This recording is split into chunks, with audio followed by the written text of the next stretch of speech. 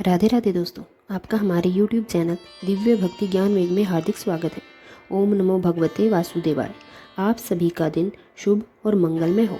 श्री हरि की कृपा सदा आप और आपके परिवारजनों पर सदैव बनी रहे। आज सुनिए आगे का वह पावन वृतांत। उम्मीद है इससे पहले का अध्याय आपने अवश्य सुना होगा। श्री नारायण जी बोले, हे नारद, नवीन मेघ के समान श्याम जगत की रक्षा करने में समर्थ चार भुजाओं वाले प्रसन्न मुख श्री मुरारी भगवान को देखकर सुदेव शर्मा ब्राह्मण अत्यंत हर्षित उठा।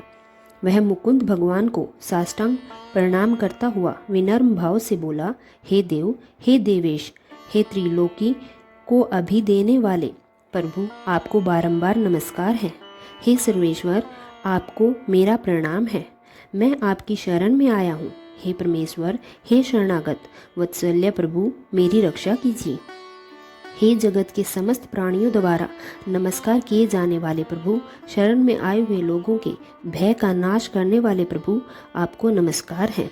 हे कमल नयन, हे विजय के कारण, हे संपूर्ण विषयों के आधार, हे विषयों के एकमात्र रक्षक, हे दिव्य स्वरूप, हे विष्णु के परम धाम, आप ही फलों के बीज हैं, आप ही फलों के आधार हैं, आप ही विषयों में स्थित हैं, आप ही विषयों के कारण के भी कारण हैं, आप ही सभी फलों के मूल हैं और आप ही फल देने वाले हैं। हे तेज स्वरूप प्रभु, आप तेज के दाता हैं, आप सभी तेजस्वियों में श्रेष्ठ हैं। हे कृष्ण, हे विष्णु, हे वासुदेव, हे दीनवत्सल प्रभु, ऐसे आपको मैं बारंबार नमस्कार करता हूँ।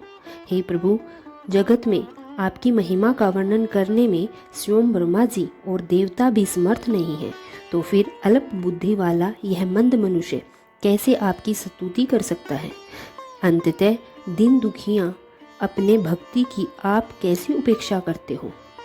हे प्रभु, क्या आज संसार में वन आपकी लोक बंधुता नष्ट हो गई। वाल्मीकि ऋषि बोले, इस प्रकार श्री विष्णु भगवान की स्तुति करके सुदेव शर्मा ब्राह्मण हाथ जोड़कर श्री हरि के सामने खड़ा हो गया।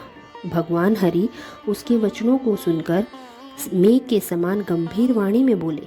श्री हरि बोले, हे वत्स विप्र, तुमने जो यह कठिन तप किया है वह अत्यंत उत्तम और अद्भुत है। हे महाप्रग, हे तपोधन, अब तुम मुझसे जो चाहो वर मांग लो।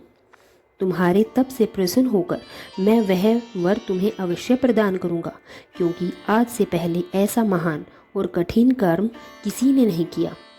तब सुदेव शर्मा विनम्र भाव से बोले, हे नाथ, हे प्रभु, हे दयानिधि, हे दीन बंधु, यदि आप मुझ पर प्रसन्न हैं तो विष्णु, हे पुराण के पुरुषोत्तम, तो कृपया करके मुझे सतपुत्र का वरदान दीजिए। हे हरि, पुत्र के बिना यह सूनाग्रस्त आश्रम धर्म मुझे बिल्कुल प्रिय नहीं लगता।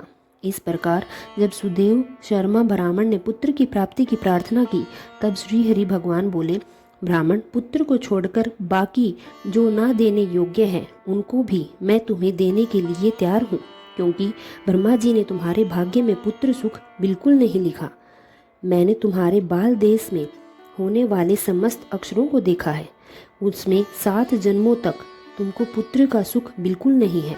श्री हरि भगवान के वज्र प्रहार के समान कठोर वचन सुनकर सुदेव शर्मा ब्राह्मण ऐसे पृथ्वी पर गिर पड़ा जैसे जड़ से कट जाने पर कोई विशाल वृक्ष धरती पर गिर जाता है। अपने पति को इस प्रकार गिरा हुआ देखकर गोमती अत्यंत दुखी हो गई। पुत्र की इच्छा से वंचित अपने स्वामी को देखकर वह विलाप करने लगी। कुछ समय बाद धैर्य धारण करके गौतमी देवी अपने पति से बोली, हे नाथ, उठिए, क्या आप मेरे वचन को नहीं सुनते।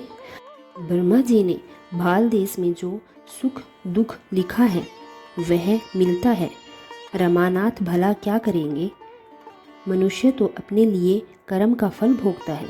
अभाग्य पुरुष का उद्योग मरणासन पुरुष को औषधि देने के समान निष्फल हो जाता है, और जिसका भाग्य उल्टा हो उसका किया हुआ सभी उद्योग व्यर्थ हो जाता है। समस्त वेदों में यज्ञ, दान, तप, सत्यव्रत आदि से भी बढ़कर श्री हरि भगवान की सेवा को श्रेष्ठ कहा गया है, परंतु उससे भी श्रेष्ठ भाग्य बल माना गया है। इसलिए हे भूषर, चारों ओर से अपने मन को संभालिए, निराशा को त्यागिए और उठकर शीघ्र देव का सहारा लीजिए।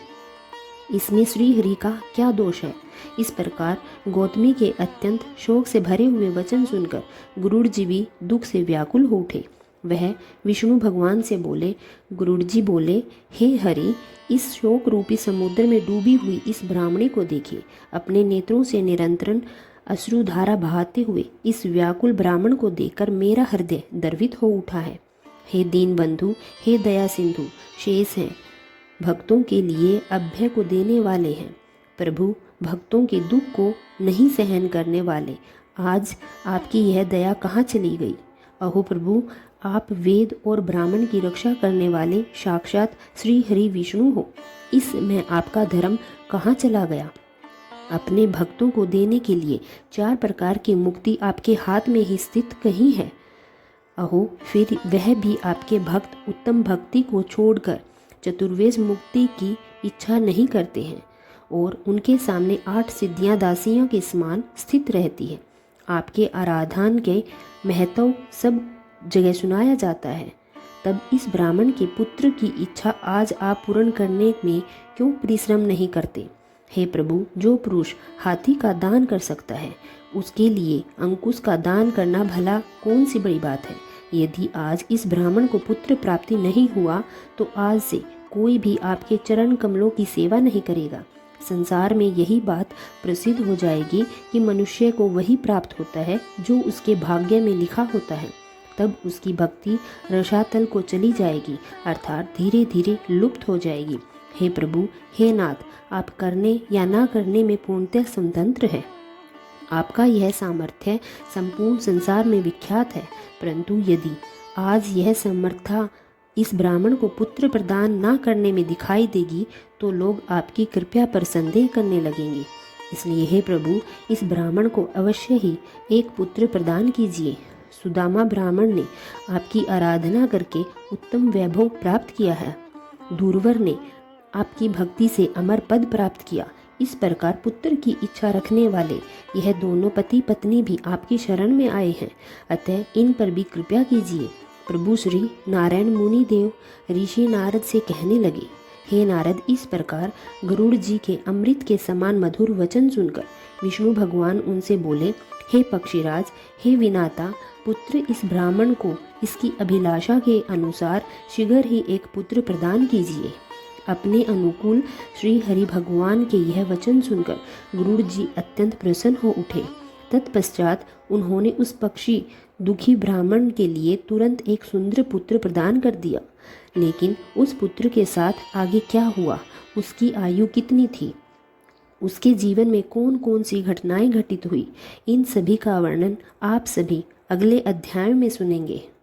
अगर आपको हमारी वीडियो अच्छी लगी है तो वीडियो को लाइक ज़रूर करें और हमारे चैनल को सब्सक्राइब करें ताकि आगे के अध्याय आप नियमानुसार सुन सकें। धन्यवाद।